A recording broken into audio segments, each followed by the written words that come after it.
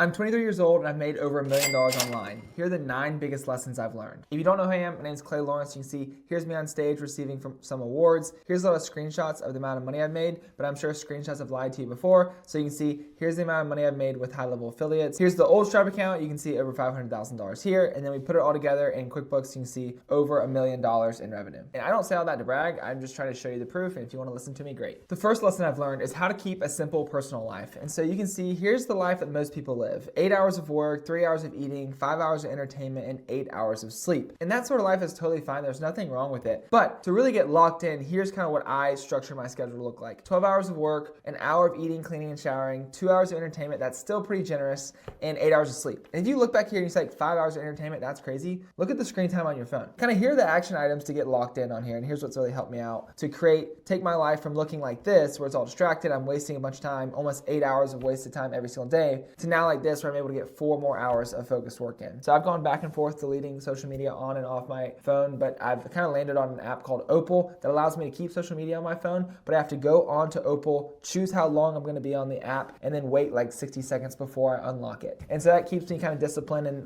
when I'm on Instagram or TikTok, whatever it is, after 5 minutes or 7 minutes, whatever I set it to, it shuts down. And so that's really important to have on my phone. That's been really helpful. And then also a tool called Undistracted. Undistracted will block social media apps on your computer. And so what I love about it is that I have to get on Facebook Messenger to respond to a client, or I have to get on Instagram DMs to respond to somebody through the DMs. So I do real communicating through there that I need to do, but how many times have I gone to respond to a Facebook message and then got lost in Facebook Reels for 20 minutes? So what Undistracted does is it hides the feed, it hides the stories, it hides the Reels, it hides all that stuff from the browser, and so you can just go to the messages and stuff like that, and you can choose what you need to hide and not hide. The second thing is to eat quick, simple meals. That's been really huge for me. Back in the day when I was like on the grind, I would just not really eat at all. And I would just like forget to eat until 2 or 3 o'clock in the day. But it's obviously helpful to eat. And so factor meals are great. I use those. They're like $10 per meal though. So they're not super cost effective. It's just finding something you can meal prep where you can eat in 15 to 20, 25 minutes and you don't have a bunch of dishes to do. That's huge. That's like people spend so much time every day thinking about what they're going to eat, deciding on what they're going to eat, going to get what they're going to eat, cleaning up what they ate, cooking it, all that sort of stuff. And if you can just eat the same thing every single day, or eat something that's really simple every single day that you can spice up with just a sauce or something,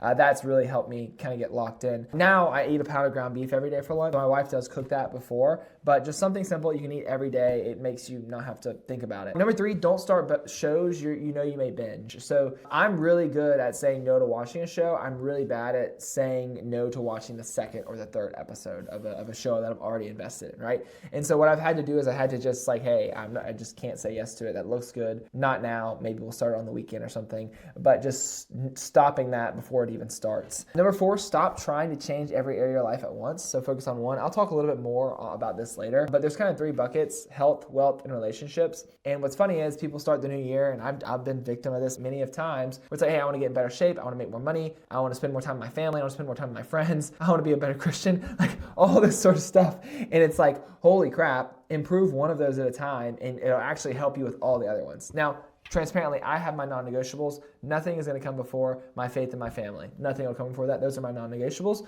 But out of those 3, health, wealth, and relationships, the last 4 years, I pretty much chose wealth. I'm like, hey, I'm going to let my health fall by the wayside, and I'm going to let certain relationships fall by the wayside. And I didn't even say no to that many activities. But what's cool is the real friends stick around. And then for the health, for me, it's just like not overeating and just like going on a walk, just doing like the minimum effective dose. Going on a walk is great for productivity and just getting your mind off things anyways. And so it's really easy to maintain your current fitness level. I mean, I definitely lost muscle and I'm not as in good shape as I was before. But now that I have focused on wealth for 4 years, now I have more resources that actually just in the last couple of months, I've got back into the gym. And so now I have money to buy equipment for my home gym. Now I have money to buy grass-fed ground beef. Now I have money to buy, supplements or whatever other stuff I want to buy to get into better shape. Now I have the resources to because I actually focused on wealth. Whereas most people just try to make progress on all 3 fronts, don't make progress on any of them, and you end up not in any sort of better position. But if you really just focus on one, for example, if you focus on your health and you really want to improve it for a year or 2 years, then when you get more healthy, statistically, people that are better looking and healthier make more money. And statistically, if you're better looking and healthier, you'll be a lot easier to find a mate for your relationship side, right?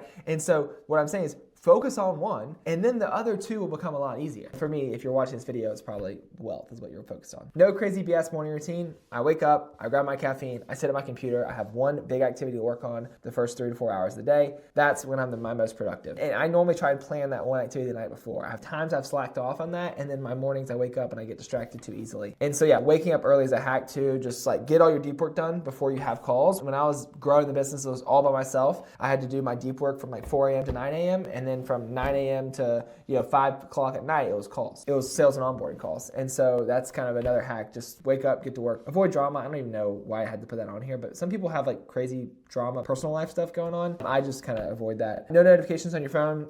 Every time an app asks you if they want to send you notifications, say no. Like, no, I'm not going to let you hack my attention span for your profit company. No. Avoid drinking. I'll drink occasionally, but back when I was like really in the grind, when we wanted to hang out with friends, we wanted to go out on a Friday or Saturday night, I would literally, like we go to dinner, I would eat before to save the money. I wouldn't drink, and then I would be the DD, and I'd normally get home between 10 and 11 because we're not crazy, and I could still wake up early the next morning at 6 or 7 o'clock and still get productive work done because I wasn't hungover. No phone in bedroom. If you bring your phone to the bedroom, you're probably spending the last 20 minutes of your day on your phone and the first 20 minutes of your day on your phone. That's a bad way to start your day. So I still need to work on that. I like to throw it on like this chair we have that's like off the bed. But yeah, that's a good way to kind of get locked in. And then consistent saying no to social activities that don't align. So, hey, do we want to go party on a Tuesday night? No. Hey, do we want to go to something that's going to go till 11 o'clock on a weeknight? No. Like, we're just not doing that. We said no to a lot of things. I didn't really lose many friends. There's friends that I talk to less, but we're still friends now. And that's also just part of growing up, I think, in life and stuff. Number 2, expect it to be difficult, right? So this is the emotional cycle of change. So many people get into online business because of some guru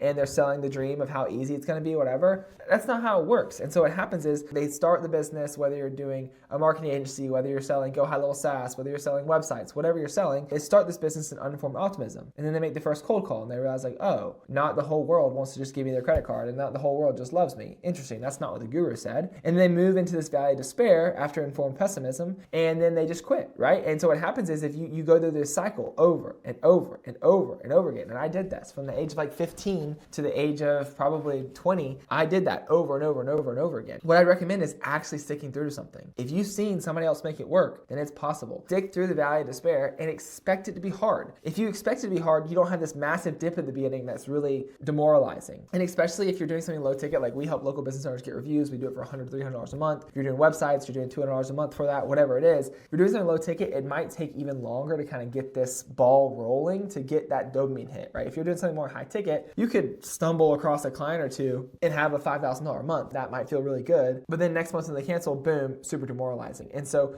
if you have that slower, low ticket recurring, it's a lot more steady on the other end, but it can take a little bit longer to get going. And actually the most beneficial thing I've ever learned from Alex Hormozi was that he reset my expectation for how hard business is. Nowadays, we've had so many people build a business from zero to over $10,000 a month in recurring revenue inside my community. And people go to college for 4 years, 6 years, 8 years, acquire hundreds of thousands of dollars of student loan debt to try, eventually, hopefully get a job making as much as these people are making in my community now. Why would you expect that to be easy? And now you also have time freedom, location freedom. You can work when you want, on what you want. And a lot of times with high level, the service you're selling is automated. And so why would you expect that to be easy? Of course it's going to be difficult. It's crazy. So just go into it expecting it to be hard. That way you don't get demoralized. Side note, if you want to get access to that community totally for free, it's normally paid on School, but it's totally for free if you sign up with my link to High Level down below in the description. You'll get an extended 30-day trial with my link, and you'll also get access to 2 coaching calls a week with me, all the snapshots, all the benefits, sales calls recording, onboarding call recordings, 900 other people doing the same exact thing. So it's super valuable. Feel free to start with that link down below. Number 3 is focus and trying to make progress on one front. So I kind of already talked about this, how you have the 3 buckets: health, wealth, and relationships. But the same thing applies to your business. If you're focused a little bit on content and a little bit on running ads and a little bit on making the best website ever, you're just going to spread yourself thin, right? You're going to be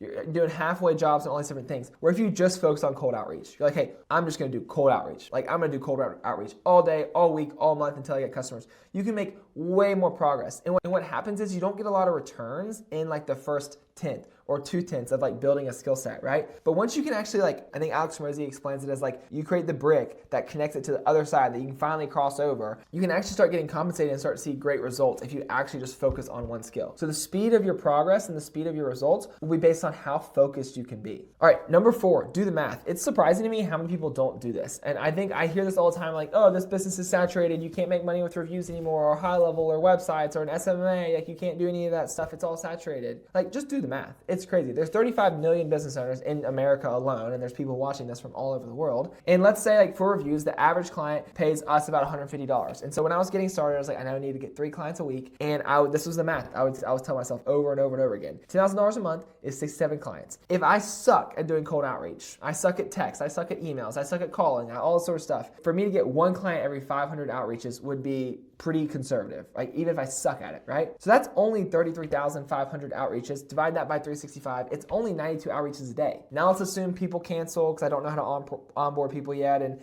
stuff fails. Let's just go ahead and double that. So that's only 200 outreaches a day to literally build a business that 99% of the world would trade with, right? Like 99% of the world would take a business that makes $10,000 a month in an automated fashion that's relatively passive. But the problem is that nobody does it. People will go to school for 8 years before they do this. And the thing is that eventually you can turn on ads and these numbers can get ridiculous and you can make way more money so much faster. But it's just do the math of your actual goal, reverse engineer it into the activities, double the amount of activities you need to do, and then just do it. That's all it takes. Number 5 is all about attention and trust. The only thing that matters when you're getting started is that more people know you exist, more people can actually explain the value you provide.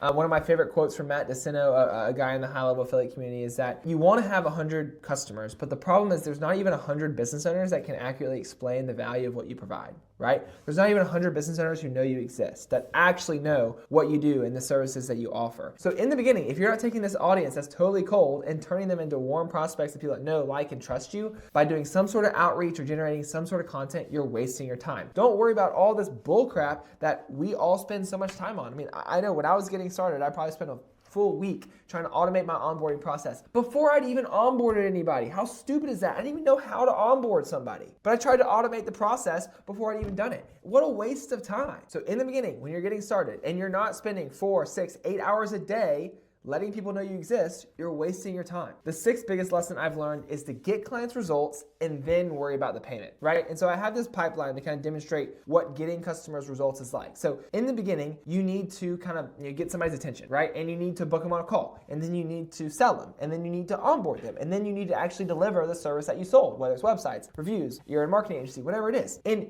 in the beginning, you don't know how to do any of that stuff, right? And so every time you get to walk through this process, and every time that you can give away your services for free, they're doing you more of a favor than you're doing them, right? Because you don't know how to onboard. You're gonna waste their time on an onboarding call. You're gonna have to call them and say, hey, I forgot to grab this. Or you might mess up their account because you don't know what you're doing. And so you're the one getting the better end of the deal, because every time you get to onboard somebody for free, you can maybe move a little gunk from this pipe, right? This pipe is the representation of getting customers on and getting them results, right? And there's so many things you don't know and so many obstacles, but the more people you can onboard, the more you can learn how to book a meeting, how to get them to show up, how to onboard them, how to integrate with their CRM, how to get access to their card information, how to do all this stuff. And eventually you have this pipe where you can push random strangers through, turn them into paying customers, and deliver a valuable result that they keep paying for. But in the beginning, you don't know how to do any of that. So focus on giving away your service for free or next to free to learn as much as you can about that process before you're worried about payment. Do the unscalable. And I can't emphasize this enough. You can watch all my videos on how to onboard people, on how to connect to CRM, on how to connect to Google Business Profile, on how to do a review reactivation.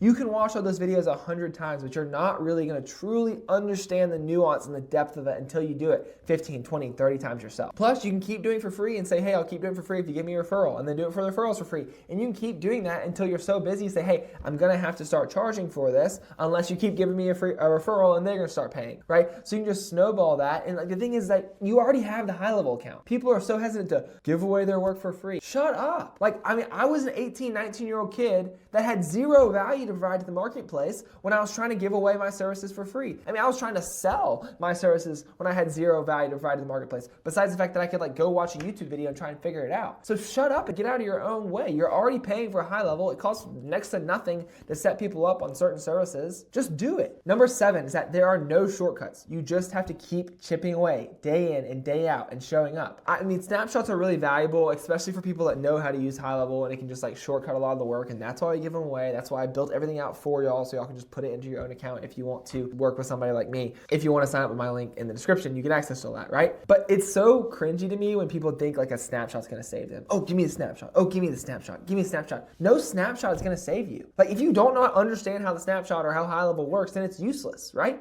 There's not a perfect cold email script that's gonna save you. Not a perfect opener for cold calling. Not a perfect Facebook ad. Not a perfect VA that knows everything about high level. Nothing is coming to save you. There are no shortcuts. There are none. You have to just show up day in, day out, over and over and over and over again. And you have crappy days where like I will bang my head on the wall and I'll lay down on the ground saying this is impossible, but you still have to show up the next day. And crazy things happen when you just keep showing up for years and years and years. We're still getting customers. We get customers every week from conversations I had years ago. Like I remember when they said you have to get phone numbers verified now, right? You used to be able to purchase phone number, just start sending text messages. I thought now that we have to get toll free and local numbers verified, I thought this business model was screwed. I mean, I wanted to quit. I wanted to cry. I don't know what I wanted to do, but it sucked. But what did I do? I just showed up the next day and showed up the next day and showed up the next day and showed up the next day and just took the next step, one foot in front of the other, and figured it out. And here's 2 years later, we're still alive. We're still surviving. We've tripled, quadrupled since then. As Daddy Mosey says, there are no silver bullets, just 100 golden BBs. Just brick by brick by brick, just keep stacking those wins. Number 8, don't worry about scaling, fall in love with the weeds. In the beginning, your competitive advantage is that you can do the unscalable. If you're just getting started with high level and you want to start helping local business get reviews, why would they work with you over working with Review Harvest? Why? You can do the unscalable. You can show up to their business if they're local. You can spend 3 hours with them on a call, showing them how it works. You can write them a handwritten card. You can send them brownies. You can do whatever you want to do because you don't have almost 1,000 other customers to serve. So that is your competitive advantage. Every part of the business be scalable. But the problem is when you haven't done it yourself, you haven't learned the weeds, you haven't practiced the unscalable, you don't even know what works. You don't even know what to scale. So you try to scale something that doesn't even work because you don't know anything yet. Like I said, I did this. I made this mistake. I messed up. I didn't think that doing a sales call and an onboarding call and spending 2 hours setting a client account up for a free trial, I didn't think that was scalable at times. But here we are, years later, making over $45,000 a month. It's scaled all right. We're still here. I've done thousands of calls, yes, but I know so much about my avatar, know so much about the process now that we actually know what to automate. And the crazy thing is that 9 times out of 10, the real scale, the real unlocks come from eliminating certain things that you thought you should include, right? We used to do a giveaway, removed a bunch of complexity. We used to, for the personalized image we send out when we request reviews, that we can auto-populate the customer's name on. It's a sexy thing to sell, gets them more reviews, a higher review conversion rate. We used to like wait for them to go take a team photo for that. Oh my gosh. Then we had people, not sending us photos. We're not getting the reviews. They're on the trial. And they're like, why am I getting charged? So what we did is say, hey, we're just grabbing that photo from a Facebook page, from their website, say this photo works great. If you want to send us a photo later of your team, that's awesome. And so just stuff like that, it takes reps and reps to learn. So fall in love with the weeds and don't worry about scaling until you've done it hundreds of times. Number 9 is don't quit or believe the lies that you're going to tell yourself. I told myself these lies over and over again. This isn't possible. This isn't scalable. Why would somebody work with me over a massive $100 million company? Don't let that doubt creep in. Just keep showing up day in, day out. Try to separate the facts from the feelings, right? Your feelings will create these lies in your head, like this business model doesn't work. I need to jump ship. I need to do something different. But in reality, it was actually just a bad sales call, or it was actually just one bad onboarding call, or one bad rejection from a cold call. Go back to doing the math. There's 350 million businesses. I only need 70, whatever it is. What are the odds that I can get 70 out of the 35 million to talk to me and trust me and give their card information? You got a chance. If you really show up day in and day out, you can do that. And so at the end of the day, one of my favorite quotes ever, there is this like 15-second YouTube video and it has like 10 million views and it's like this old farmer sitting on a tractor. They asked him if he has any advice for the younger generation. And he's just like, you can't stop but won't quit. And I just love that. That just fires me up. You cannot stop but won't quit. If you just keep showing up and chipping away and keep showing up and keep showing up and keep showing up, there's gonna be big roadblocks. There's gonna be awful days. There's gonna be bad things that happen. But you're gonna fall off the cliff proverbially, right? And you're gonna lose a whole bunch of progress. But if you just go up around the other way, might take the long route this time, but you cannot stop but won't quit. So just keep showing up, keep chipping away. Those are the 9 lessons I've learned. If you want to hop on 2 coaching calls a week with me, you want to get access to all the stuff that I've learned across building this business that's made over $1 million online. Actually, last month was the first month we hit the $1 million per year run rate. So we did over $83,000 last month. You want to learn everything that I've learned. I give away everything for free if you sign up with my link to High Level down below the description. The reason is because their affiliate program's generous, right? You sign up, they give me a 40% cut of whatever you're paying them, and you pay nothing extra. And so I'm more than happy to give away all the stuff that I've learned for free if you use that link. And if you can't use high level because you're already in the highest plan or for whatever reason, you can sign up to that community directly. So all those links will be down below. If you want to see me lock myself in my truck until I get a paying customer, check out this next video.